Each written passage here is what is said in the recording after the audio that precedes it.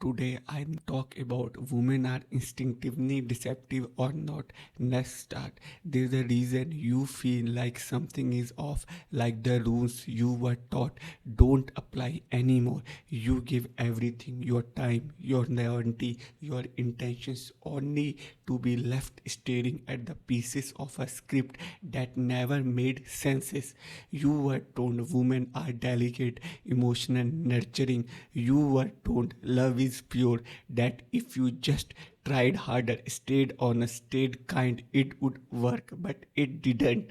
And somewhere deep in your gut, you have started to suspect that the entire foundation you built your hope on was a lie. Not because women are even, not because men are victims, but because you were never told the truth. Life itself is a suffering, and that our desires, especially romantic ones, were trapped designed by nature to enslave us. I'm not here to protect feelings. I will say truth, raw, cold, and merciless. This is not about hating, this is about waking up, because behind the words that got him ridiculous lies something many men are starting to feel but can't yet articulate, that they have been misled not just by women but by society also, culture, and even themselves.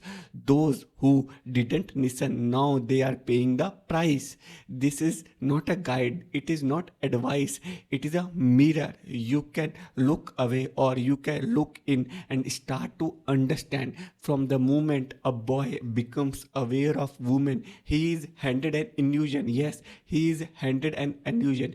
It is not handed by accident, it is curated. Fairy tales, love songs, classroom lectures, and family advice all whispers the same thing, that women are paragons of empathy, beauty, and grace, that they complete us, that women complete us, which is bullshit. And so before a man ever speaks to woman, he's already been conditioned to see her not as she is but as what he's been told she would be. This is the first betrayal which I also faced, and it does not come from women. Usually it comes from the world around you.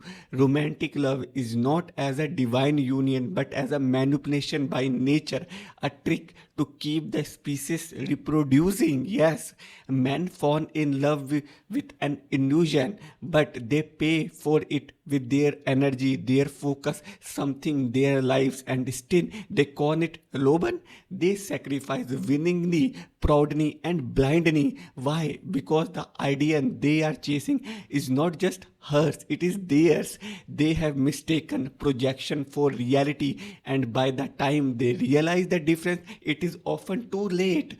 You thought she was pure. Yes, you thought she was pure. You thought she was different. But all women are same. But the pedestal you placed her on was not hers. It was built from every lie you were fed from society, from women, and many others. You didn't fall for her, you fall for the version of her you created in your mind. And when she didn't live up it to, you blamed her, of course, or worse, you blamed yourself also. The truth is, idealism is a trap. Yes, idealism is a trap. It does not just blind you, it makes you deaf to reality. It makes you deaf to reality.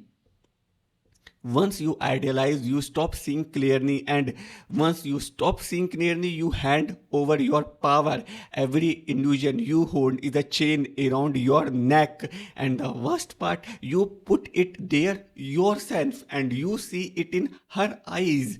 The wide, unbothered gaze, the soft voice, the way she acts like the world is something happening to her, not something she is influencing. It disarms you. Yes, it disarms you. You drop your guard. You think she couldn't possibly calculating, because how could someone so delicate, so innocent, possibly that dangerous? That is the performance. Yes, that is the performance, and it works not because she is even, but because you are not watching closely enough. Women are instinctively deceptive, not out of malice, but because nature equipped them for survival through manipulation, not confrontation. Why men fight openly, women influences quietly, not with force but with suggestion, not with strength but with certainty. The danger isn't in her words, it is in what she doesn't say. It is not in her actions, it is in your interpretation of them. Men mistake silence for purity, they confuse softness with morality, but that is not the insight, that is your projection. You see what you want to see, and she lets you. That is the mask, and it is not meant to hide who she is, it is meant to show you what you wish she were. Because the moment you believe she is a harmless, you lower your defenses, and once you do that, the game is over. Yes, the game is over. This is not about winning, it is about instinct. Women are taught to survive by overpowering men through manipulation, through deception. They survive by influencing them through charm, through mystery, through selection, vulnerability. Yes, it is not even, it is evolutionary. But the woman who can't recognize, yes, but the man who can't recognize the mask is the man who will be ruined by it. Men fall not to violence but to illusion. The mask wasn't disguise, it was a weapon. And the worst part, she didn't even have to sharpen it. You handed her the blades. Power does not always wear a crown. Sometimes it whispers in the ear of the man who does. That is the role women have played for centuries. Not the face of power, but the force behind it. And it is easy to miss because men are obsessed with visible authority. But real influence isn't loud, it is patient, it is patent, and it doesn't demand, it steers. You look at history, see kings, generals, and philosophers, you think it was all men that at the helm, but behind those decisions, behind those legacies, there was often a woman who did not need the spotlight because she already had the strings. This is called indirect rule, a soft empire built on emotional leverage and the male ego.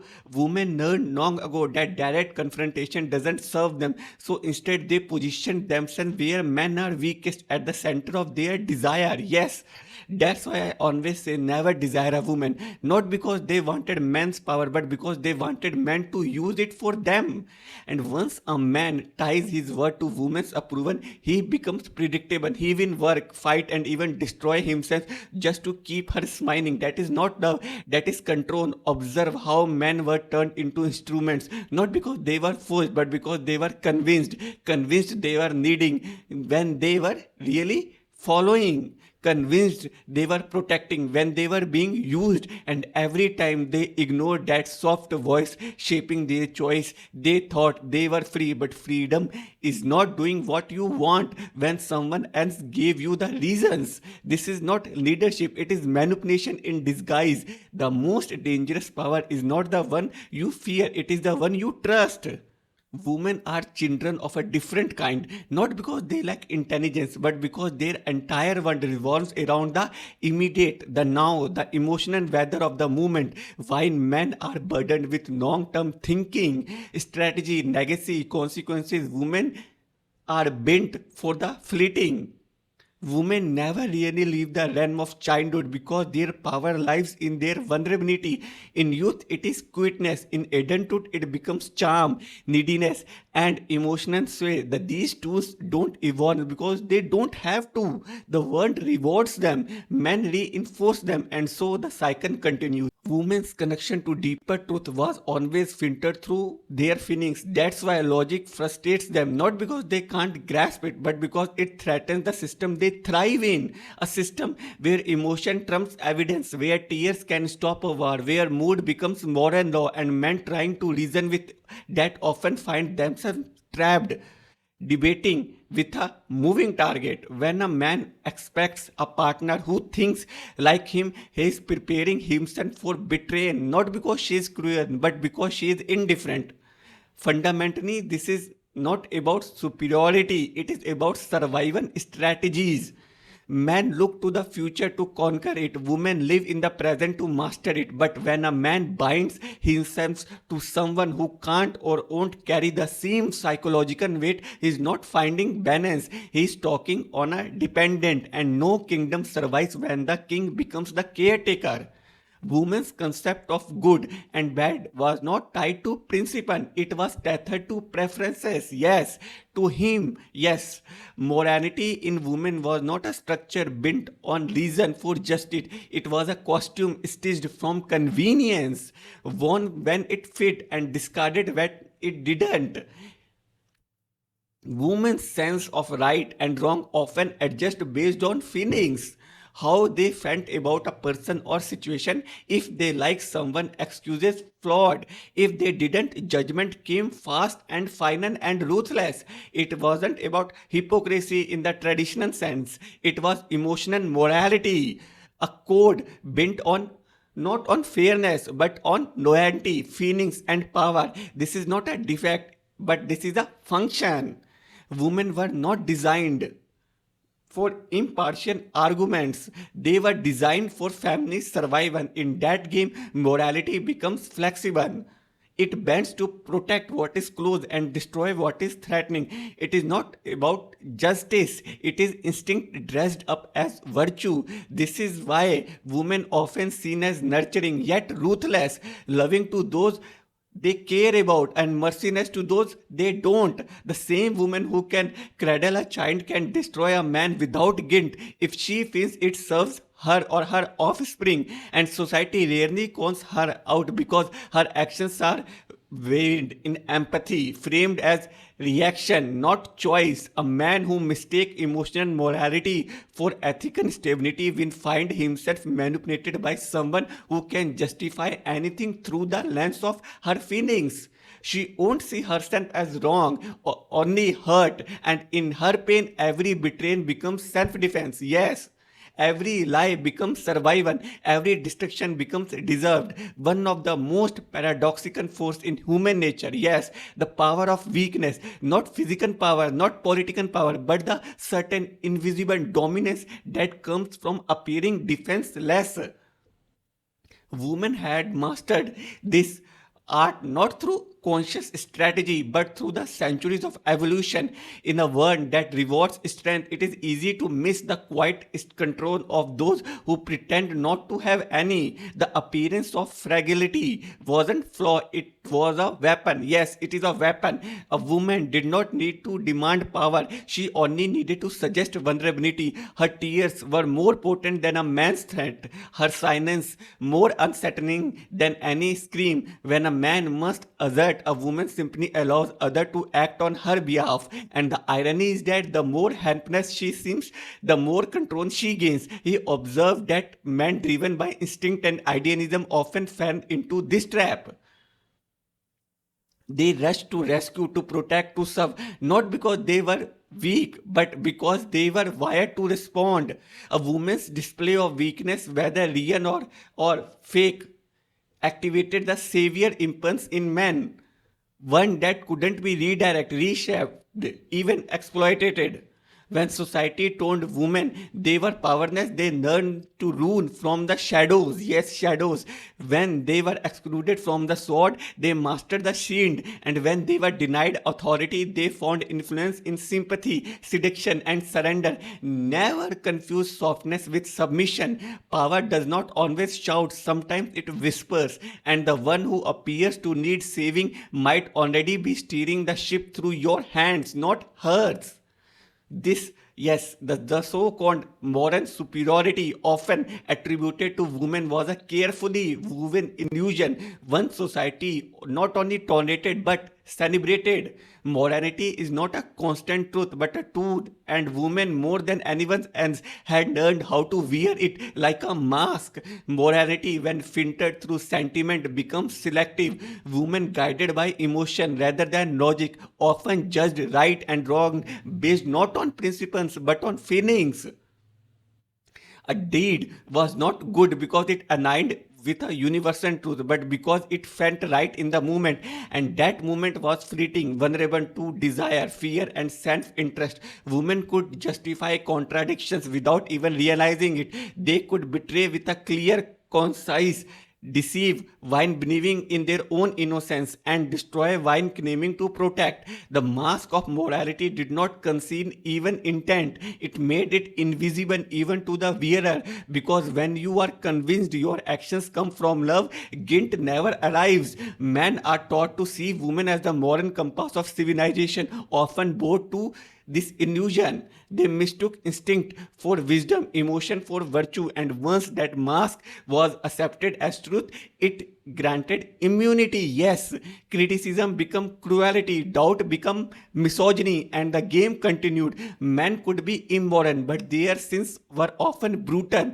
obvious, and punishable. Women's misdeeds, cloaked in charm and justified by emotions, are harder to detect and even harder to condemn. Relationships are really just not about love. Behind every whispered promise, behind every glance across a candle lit table, there often sat a silent negotiator.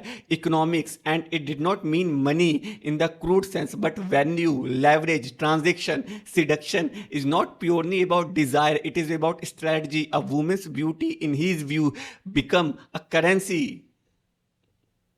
A woman's beauty become a currency.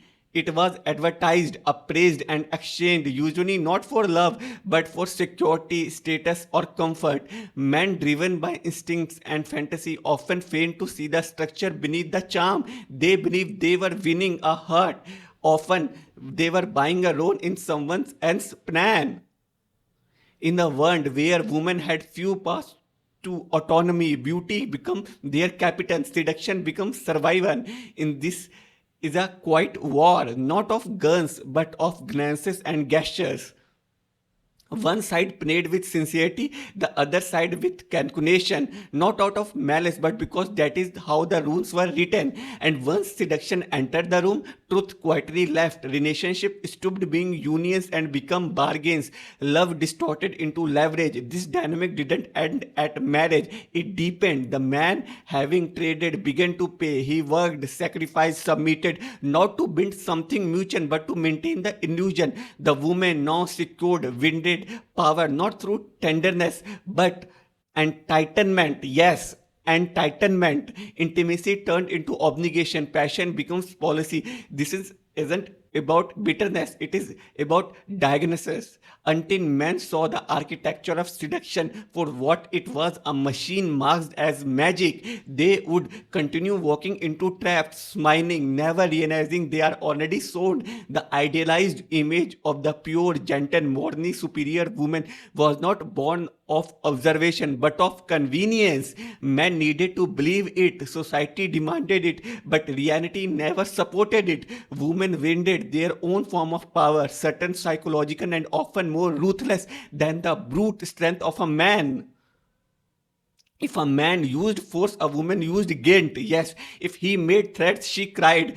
Where he pushed, she withdrew. She didn't need to fight, she only had to manipulate. And the worst part, most men had no idea they were being moved. They thought they were in charge. They weren't even on the board. The myth of innocence protected women from accountability and blinded men to danger. It allowed one gender to act while the other apologized. This isn't about hate, it is about warning. As long as men continue to chase ideas instead of individuals, they would never see what stood before them. They would keep falling for illusions, then calling it betrayal when reality finally answered back.